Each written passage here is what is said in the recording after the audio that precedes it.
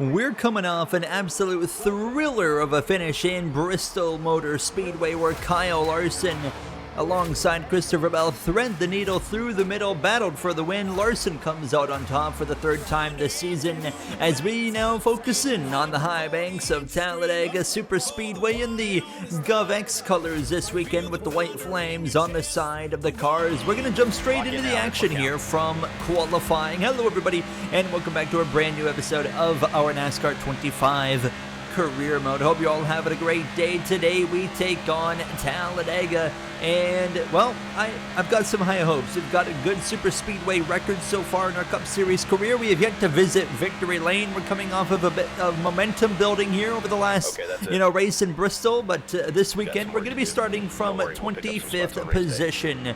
So a little bit of work to be done with Joey Logano and Austin Cindric locking up your front row.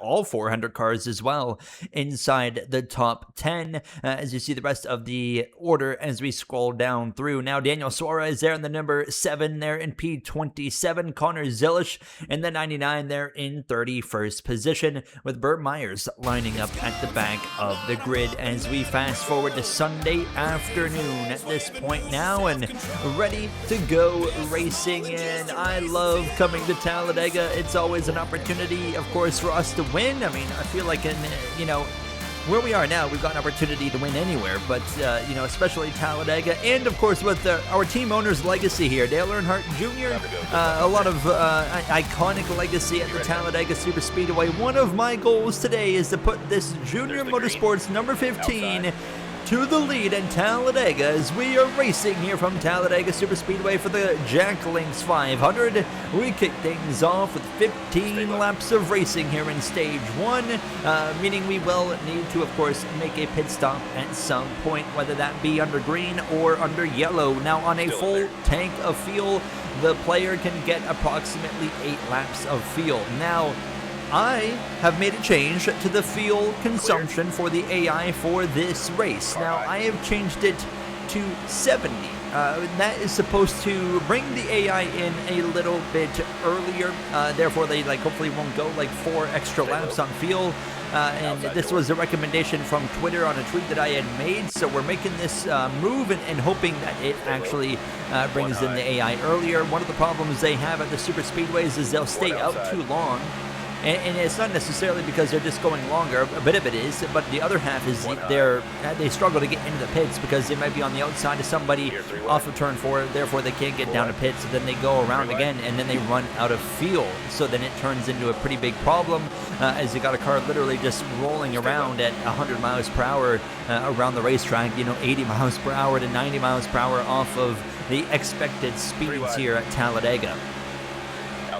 Now, we'll address that if it happens, but as we continue on here on the inside line early on, haven't really gone forward, haven't gone backwards either, and right now we've got the 22 of Joey Logano out in front, one of the drivers well comfortably inside the chase right now. We are in the chase, but we're not currently in the top 10 in the standings now, and I'm hopeful today can be a big point day for this number 15 Junior Motorsports team to get us a little bit closer to a top 10 spot now as we head down this back straightaway here. Denny Hamlin on the inside, Kyle Larson, they're all trying to work their way forward, but we had jumped all the way up to the outside wall following the likes of Kyle Busch. As well as, I believe we got Bell up there, Chase Briscoe as well, as we roll up right to the back of the Cheddar's RCR number 8. They're 4 wide through the trial. Austin Cindric, Barry, Larson, Busch as well. Now we would come back down to just 3 wide. Everyone would kind of settle in briefly, but this outside line is always moving, but we would eventually go back down to just 2 by 2 actually here by lap 5 now, and settling in behind Kyle Busch. And now actually you can see they can't really decide on what they want to do, because now they take 3 wide on Chris Buescher 17, and I'm actually going to go down here with Chris Buescher, give him a shot forward, because I think this is my best opportunity to get to the front of this pack here now. And here we go into the top 5 now here from Talladega, pushing the RFK 17 of Buescher out in front now with help from the 2 of Cindric. We're working with a pair of Fords. Chevrolet not going to want to see that, of course, now as we continue through 3 and off of turn 4, and now to the outside of the 17 to the lead here in the Junior Motorsports number 15 at Talladega. Talladega, and you hear the reaction. The crowd roars, seeing Dale Earnhardt Jr. Chevrolet lead the field in Talladega with 10 laps to go in this first and opening stage now, and we got up front a lot sooner than I expected us to say the least now, but we managed the field but crashed behind. Kyle Busch goes around on the outside. Caution out for the first time of what could be many here today in Talladega. Everybody's going to come into the pits because we can't make it to the end from here. So we'll come in, we'll get this thing 4 Goodyear tires, we'll get it filled up on fuel, and we'll get ready to go for the restart. Now for this restart, to my surprise, we actually lose a spot in the pits. So we drop down to P2 on the outside, not where I want to be because I know we'll probably lose a little bit of ground. I am back on automatic transmission for this race to fix the slow restarts. So yeah, we'll obviously get a little bit better of a restart here now because of that, which is going to be nice. Because if we were on manual, I'd already be dropping back. It would be pretty bad. So it definitely makes a massive difference. It's like a 95% fix. There's like a 5% not fix where you can still like lose a little bit of ground, but not to a point where it's like, you know, immersion braking basically now as we go side by side down this back straightaway here with the Menards 2 of Austin Cindric behind us. You got the 20 DeWalt Toyota of Christopher Bell. His teammate Briscoe just went 3 wide to the top. That breaks a lot of momentum on this outside, and you see the result. Now the 2 Penske teammates there of Cindric and Blaney go forward. Blaney's going to jump up. Looks like Penske wants to try and command the first 2 lanes here now as Buescher jumps into line behind the number 2 of Cindric. I'm just going to settle in here behind Ryan Blaney. Now Byron has jumped up to the 3rd lane, but they would lose progress very quickly and get back down to just 2 by 2. But then as we come through the tri-oval here, lap 10 coming to 11, here comes Bell and Logano to the outside. I give Blaney a huge push out to the front now with 5 laps to go here in stage 1. Now we're 4 wide. Around goes Bell, and we're in it. Logano hits us. We slam into the outside wall. Elliott Logano goes up and over. My goodness, huge crash in Talladega. That will end the stage as we get awarded 5th position, and we have got some significant damage in need of repairing here. 80% condition on the aerodynamics. A 20% hit we just took on that one. That was a huge incident. Maybe the biggest crash we've had so far in the NASCAR 25 career mode for the Cup Series side of things. So we had to come in and we had to fix up the car. Everybody did pit, which does help our case a little bit, but we still dropped down to 18th position. And as we go back green, one thing to note, I can confirm now, Logano, who had that very violent impact right there, his pace for the rest of the race is going to be basically gone. He's going to have no speed. So his race is effectively over without actually DNFing his car. And as we continue on here, in front of now the 88 of Shane Van Gisbergen as we head down this back straightaway. You got Ty Gibbs to my left side down this back stretch. 15 laps again here in stage number 2. So same scenario. We could see some green flag pit stops. It might go green the whole way, but I mean we had 2 cautions for cause right there. I feel like that's the first super speedway crash, unless I'm forgetting one. I feel like it's the first super speedway crash we've been actually involved in our Cup Series career so far. It took, well, I guess, what have we got, 6, so 8th super speedway, 9th super speedway, 9th one in the Cup Series it took for us to actually get wiped out in a crash as we head down this front straightaway here now, drafting with the 21 and then trying to jump down to the middle. I didn't quite know where the 41 was trying to go, but we ended up getting clear, so we jumped down to this kind of second middle lane now as it's Gibbs and Barry up top, a Toyota and a Ford now as we'll pull up to the back of a Chevy teammate of the Hayek Motorsports 47 of Ricky Stenhouse Jr. Now Denny Hamlin in the progressive number 11 to our left side, but I mean a good start to this race considering we got turned into the outside wall and big crash. We still got scored P5 because of the timing of the yellow, so that was 6 points to start our race. You can see Logano's all the way in the back. He's got no speed. He's actually got a car behind him. It's Martin Truex Jr. as I nearly get turned by the 43 of Eric Jones. Big save right there, and he just came up and clipped me in the left rear. That was a massive save. We continue on there, but that could have been a big one. Again, already here into stage 2, but fortunately we live on for another couple laps, and halfway through lap 3 here. Now help from that 43 of Jones pushes us all the way to the back of William Byron, and then it was 4 wide in front of us, and we're getting right in the mix of it now as we're to the inside of Briscoe and SVG. Larson's to my left side now, and we're just kind of planted here behind the 24 now, but the inside line had gotten clear between Larson and Keselowski, and I said, you know what, I'm bailing out of this 4 wide stuff. Just get me down to the inside here, and I'll settle in for now, at least behind the number 5 of Kyle Larson. But of course, you know, just kind of like, hey, let's calm things down. But if an opportunity, you know, opens like this right here to jump up, we're going to take it. So just by lap 5, we're already back up here into the middle lane behind the 54 of Ty Gibbs. Now, Gibbs, one of the kind of bubble drivers right now in the chase as we continue out of turn 2 down this backstretch now, looking for help from that number 6 of Keselowski. He's going to give us a big shot forward down this back straightaway. Dare we take this run? We're going to get in behind the 7 of Daniel Suarez as well, as we'll have a nice pull here into turn 3. And if Keselowski's going to stick with us, we might be able to go to the front at this point now, as we're right on the back of the 7. Briscoe currently all on his own in the middle, but now he's getting a pull from the 24. And now I'm going to actually thinking about going to the outside of the 7. Going to wait for now, but I'm confident that 6 of Keselowski's going to go with me. He gives me a push, and I'm like, okay, let's kind of show the nose here now. We could get back down in line, but now we can't. The Briscoe just took that space there with Elliott jumping up. So here we go. We're committed now 4 wide to the outside now, not far away from potential pit stops as well, as we roll 4 wide on the top. Bubba Wallace as well in behind. The number 6 now is we'll have a huge shove down the back straightaway and to the lead here again in Talladega. And as we would clear the field, we would jump down and the crowd would roar once more as we went down the front straightaway with the lead here in Talladega now, as we continue to try and defend and get our first ever NASCAR Cup Series victory here in this Junior Motorsports number 15. But pit stops were about to kick off, and look at how much everyone's on top of me at this point now. But here we go. SVG's and Stenos is coming in. Nemechek, Owendinger, Austin Dillon, Riley Herbst as well. We would be staying out at least 1 more lap and just waiting for the call from the crew chief. When he tells me to pit is when I am going to come in, and he would tell me to pit at the end of lap 8 for 4 tires and 2 cans of fuel. So we're going to come in with Keselowski, Byron. We could have actually gone 1 more lap, so we could have gone 9 laps if we really wanted to, but we come in and we'll get our 4 tires.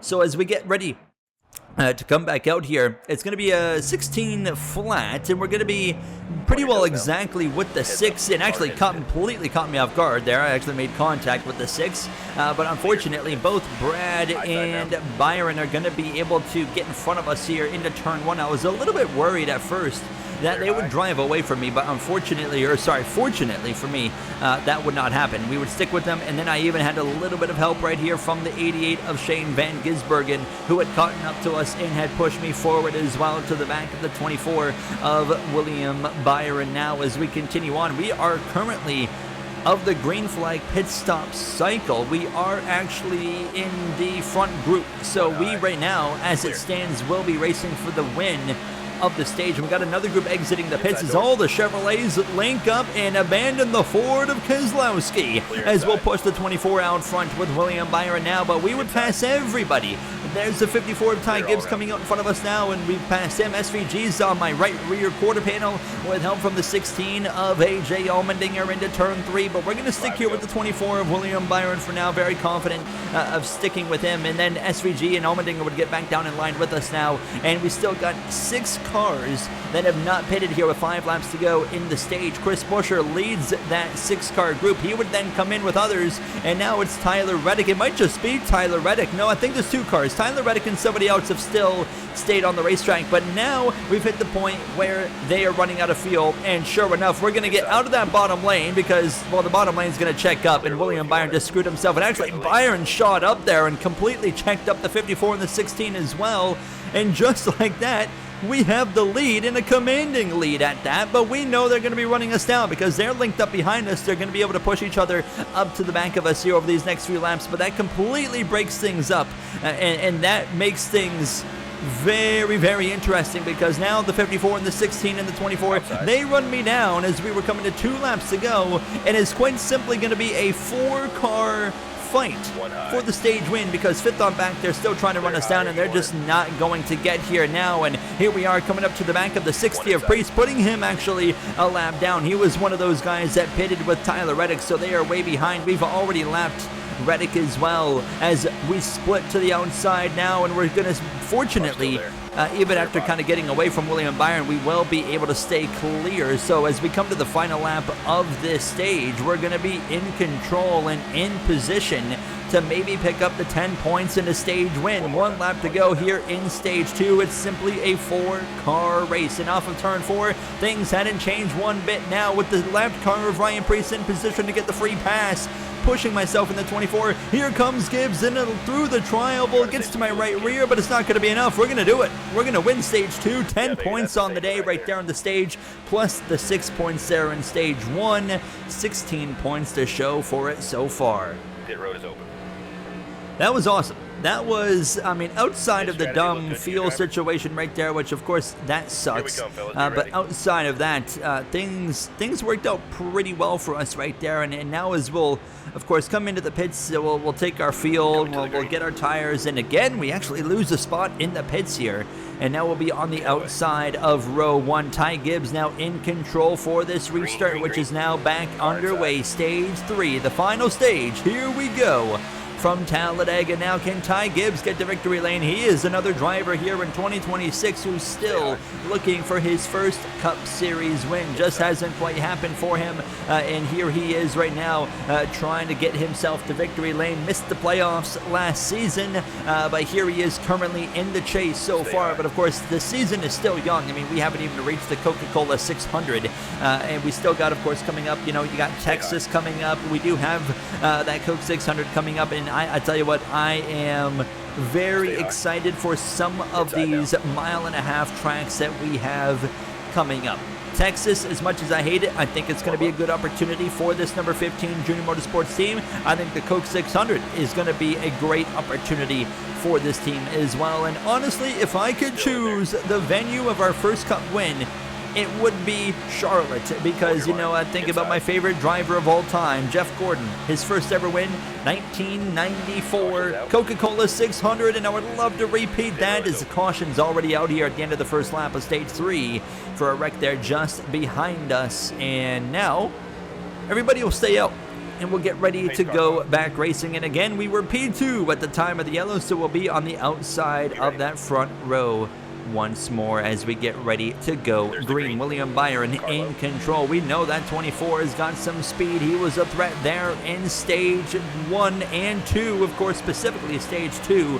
What can you do here now in this third and final stage now as we are back underway one more time? Will it stay green to the end at this point now? If it does, we will need to make a pit stop, of course, under green as we head down through the exit of turn 2 down this back straightaway, and we are here to fight for this win here today from Talladega Superspeedway now, and we have got a great opportunity to pull it off. I am confident in that. We've got help from the 16 of AJ Allmendinger now giving us a shove here into turn 3. Chase Elliott now to the inside following Gibbs and Byron. We really lost out there into turn 3, and look at the Chevys coming through, and now Gibbs going to jump up to that second line. Actually helps me a lot because it gives me a draft, and it immediately gives us some more speed. They're crashing again behind. Another crash in 2 laps. Cautions out. Everybody's going to stay on the racetrack one more time with 12 laps to go. This is going to make things interesting. So as we get ready to go back green, I did think about pitting right here, but I was like, yeah, we still probably won't be able to make it to the end. So we're going to stay out and get ready to go back green. And unfortunately, again, on the outside, these restarts have been kind of working against us a little bit here as we get ready to go back green flag racing. Now here we go one more time from Talladega. William Byron, Ty Gibbs, your front row now. As we cross the line, it's 9 laps to go. Well, how about that? If we had pitted, we probably would have made it to the end. It would have been super close, but I think we could have done that. But the one positive is I don't think anybody pitted, so I don't think anyone's going to just be able to go to the end of this race on fuel. They just simply will not be able to stretch it that far. So as we are back underway here down this back straightaway now, looking again for a little bit of help from this 16 of A.J. Allmendinger. There's the help, gives us a nice push here down into turn 3, and into turn 3 we're going to jump up here with the 88 of Shane Van Gisbergen. Now as Briscoe's going to jump up with us here, there was a bit of a risky move to make this move to the third lane, but I'm confident in this being the way to just get us forward, and here comes help from the 19. Is going to get to our back bumper as we head down into the tri-oval now, and getting a bit of a draft again from that safety culture Trackhouse Chevrolet down this front straightaway.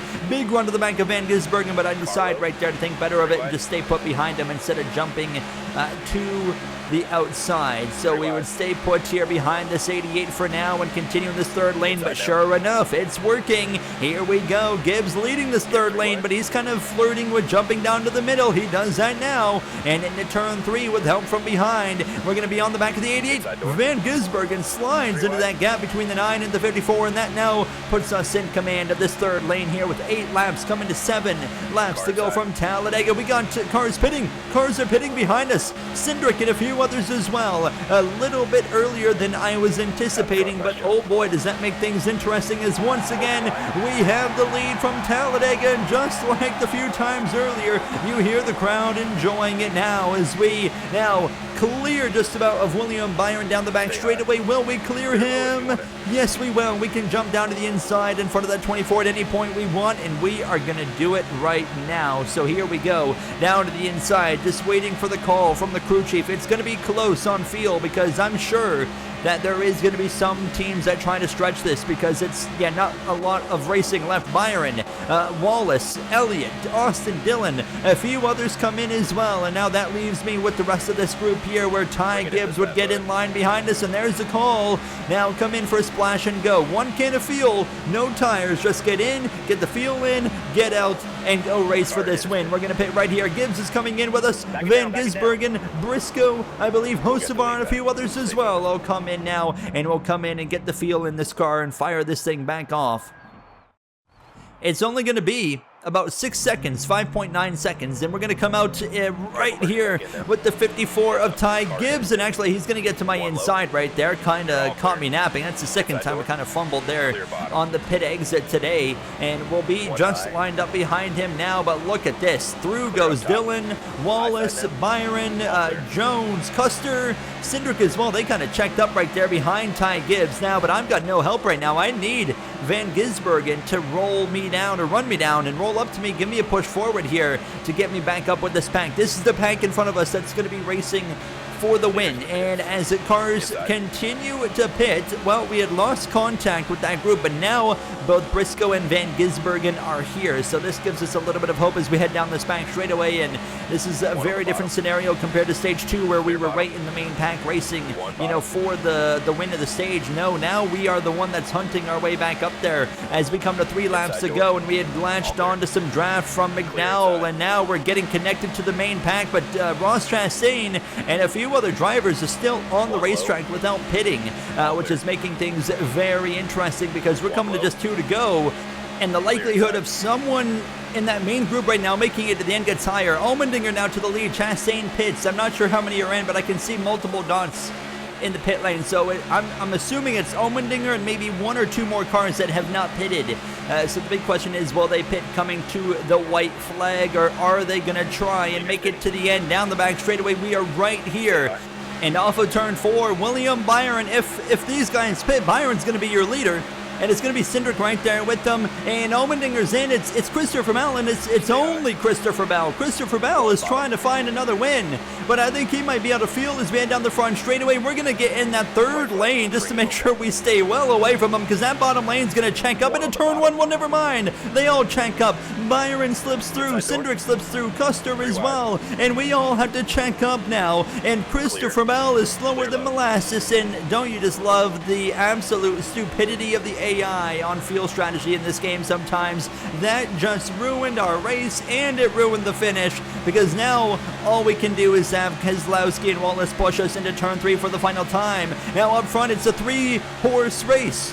Byron versus Cindric versus Custer. Who's going to come out on top of that one? I think it's going to be the 24. Good luck getting past him now as we exit turn 4, heading down the front straightaway for the final time. It's still going to be a great result for us here in P4, but William Byron for the second time this season will take the checkered flag from Talladega over Austin Cindric, and I believe that might promote him to the championship lead, because I'm pretty sure Christopher Bell just plummeted down the order now. As you see, how about Cody Ware scoring a top 10, and you see nowhere to be seen is at 20 so far. Larson ends up rounding out the top 20. Rounding out the top 30 was Chad Fincham. Elliott down in 22nd. Blaney in the mid-20s as well, and the 20 of Bell ends up in 33rd. Hamlin way down there in the mid-30s as well.